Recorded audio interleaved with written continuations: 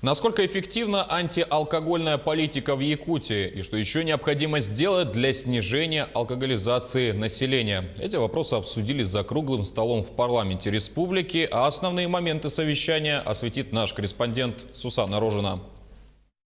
По данным за 2018 год в республике отмечается рост количества выданных лицензий на продажу алкоголя и увеличилось количество торговых точек. Кроме того, возросли и объемы продаж алкогольной продукции.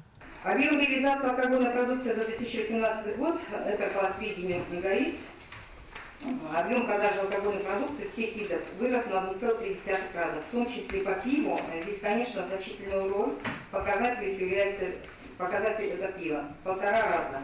По сравнению с 2017 годом.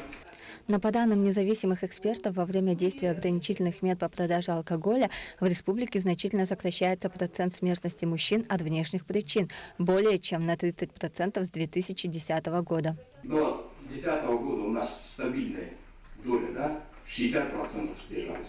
И до 2016 года у нас идет значительное снижение. То есть, если сравнить 2010 и 2016 год, то в 2016 году умерло на 1139 мужчин меньше, чем в 2010 году.